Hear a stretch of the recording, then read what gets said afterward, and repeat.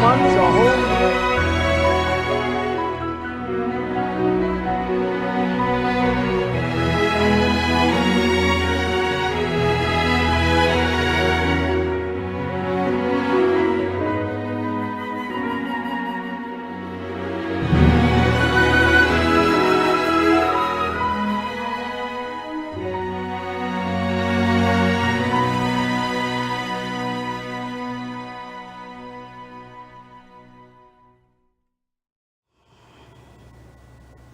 Today, we start a whole week of teaching on Lonnie Frisbee. The book that we're going to be reading from is Not by Might nor by Power, The Jesus Revolution, and this is written by Roger Sachs. This is probably one of our favorite books because this talks about the era that we grew up in, my husband and I, and the stories that I'll be telling you about in the coming days are right around our neighborhood. This is the era that I was 16 years old, my husband was 19 years old, and we were right at the beginning of all of these things that occurred. Let's begin the story. At my church, I had a blind choir teacher named Mrs. Beardsley. I grew to love her very much. I was more or less tone deaf. In fact, I couldn't carry a note, but I sang real loud, and that blind teacher could definitely tell where I was. I'd sing super loud and off key with my little choir outfit on. I was a pathetic little boy that needed tons of recognition, and there was never enough. And so I sang in the junior choir. My choir director chose me to lead her around by her arm. So I continued to be in the junior choir and attend church regularly. I went to Sunday school classes, and then I would stay after class and sit in the front row of the adult church. I would listen to Pastor Gabler share his sermons and ideas about God. I was a little boy sitting in the front row of an adult church. I didn't understand what was going on, but I loved hearing about Jesus and hearing about the Bible. And even though I didn't understand a lot of it, some came back to me later, like it says, the word never comes back void. I remember going up to my blind choir teacher and saying, Mrs. Beardsley, if you only have Oral Roberts lay hands on you, you can get your sight. And then I cried. And Mrs. Beardsley grabbed my hands and told me, Lonnie, I want you to know something, she said. I'm blind and I don't really expect to get my sight, but you know what? The first face I'm going to see will be Jesus. After I attempted to get my blind teacher healed by telling her about Oral Roberts, I went home and I cried and I cried and I cried on my parents' bed. And when I look back over my life, I can take note that I had enough guts to even mention as a little boy that God could heal my beloved teacher.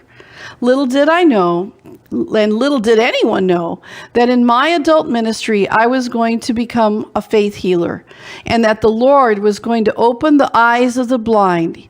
He did it in South Africa, making front page news. I also believe that God wanted to and could have healed my blind choir teacher way back when. Nevertheless, all of us who love the Lord, including Mrs. Beardsley, will someday see him face to face. Let me back up and interject a little story about becoming a club-footed dancer. It parallels the drugs. When I was a little boy, I loved and I adored the Mouseketeer Club. One of the Mouseketeers was named Lonnie, who spelled his name like I did. And all of the kids on the show had their turtleneck sweaters along with their little ears. And on each program, they would have a roll call and introduce themselves to a nationwide Walt Disney audience. They would do things like announce, today is Circus Day, or today is Cowboy Day, and then they'd have the roll call.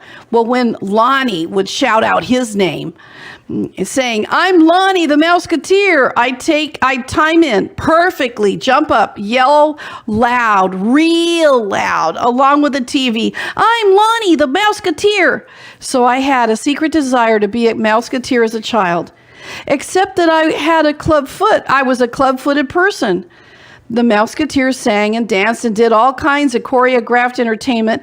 And when my parents would have company over, I would arrange the seating, and then I would put on a tap dance show. I was a club-footed tap dancer. First, I would apologize to my audience for not having two good legs. I had one good leg and one bad leg. So I was trying to tap dance with my good leg in front of my parents' company. I did this all the time. My parents would get so embarrassed and they'd say, "Sit down, Lonnie." "No, I'm not finished yet." And then I'd tap dance with my one leg. You know, dot, dot, dot, dot, dot, dot, dot, dot, dot, dot, dot, dot, dot, dot, dot. It was pathetic. It was very sad. They told me that I'd never walk normal, let alone dance. My answer was, "Ha, we'll see about that." Now, I'll fast forward about a decade to where I was attending Corona Del Mar High School. It was Brooke Shields' former high school. A girlfriend of mine had sent in for tickets a year in advance to this very famous dance show on television. It was live with Casey Kasem on his popular Shebang Daily Show. The tickets finally arrived and we went on to the program. My girlfriend was like this giant Amazon woman. She was literally twice as big as me.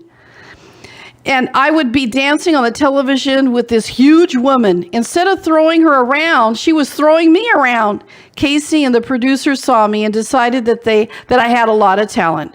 By the way, at that particular time, I was looking like Wally Cleaver and not like a hippie. I had a Letterman sweater, yellow cactus casuals, paisley underwear that showed through the pants, wingtip shoes, along with half a can of hairspray on my squared off in the back pompadour run haircut. Let's not forget being fully anointed with an overflowing amount of Jade East. Now, those of you that are millennials or young people at this time are not having a clue of what I just read. But those of us that were living in the 50s and the 60s know exactly what I was talking about, especially the part about the pompadour and the Jade East. I went on the show as a guest. We had waited an entire year for our tickets. The producers and Casey Kasem pulled me aside and said, "You there, have you got a drugstore success story for you? We've got a drugstore success story for you. We're going to put you on everything." And they did. I became a regular dancer on the show. It was so cool. The first project was with a televised Miss Teenage America pageant. They immediately made us to look like Casey. They put us in wardrobe and makeup, and they French razor cut our hair and provided all our clothing. We were dancing escorts on the Teenage America pageant. Then after that, I was put on the live dance show every day for a year and a half. They bought me a car. I was driving around in a brand new snazzy little car at 16. It was amazing to be on live television daily. The show was broadcast on Channel 5, KTLA, and people recognized me on the streets. It made me famous. It was like being a regular on American Bandstand back in Philadelphia with Dick Clark, except this was our local LA show.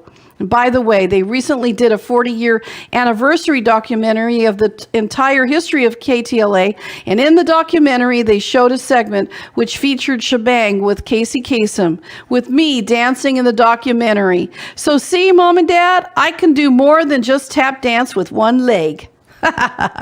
Anyway, back then, we were like grown-up teenage Mouseketeers.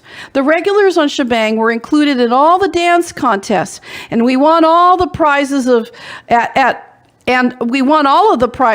at all of his shows. He would do huge dances in different venues with top of the chart guest stars. Casey would personally introduce each one of us from Shebang. We'd come out, do our dance routines. It was a teenage paradise. And I had an absolute ball. The drugs came into our lives during the same period, but not through the TV show. I mean, when I was doing the TV show, I really didn't have time to do drugs, especially during the week. I had high school, And then after high school, I would drive from Corona Del Mar to LA every day through the traffic to get to the Channel 5 studio to be on live TV. They didn't videotape the program, and they play edited versions later. Everything was live. That fact definitely led me to become starstruck, because I was able to hang around and meet Sonny and Cher and the Fifth Dimension and the Righteous Brothers and the Doors, the Seeds, Jackie DeShannon, Dionne Warwick, and we got to meet almost every popular rock and roll singer in the world. I remember when the Doors came on the show. Jim Morrison was so high that the producer said, "I'll never have that group again." He probably didn't realize that the Doors would become one of the most famous groups in rock and roll history. Nevertheless, the Doors were definitely messed up on psychedelics that day. They couldn't even begin to relate to what the crew and the cameramen were telling them. They were absolutely blasted out of their heads. Well, so anyway, I got used to the little red light going on and getting prepared for action. When Sonny and Cher came on the show, Cher was 19 years old. I feel like I had my foot in it all. From the beginning, I was amongst the most famous people in LA in the entertainment world. I want to also say that Casey Kasem really reached out for me. He was like a father image. He definitely cared for all the teenagers. He was straight. He was a fatherly figure that watched over the young people on his television show. That's not the way it was with other people who related to the show. There were pedophiles everywhere. There were people that wanted fresh teenage meat.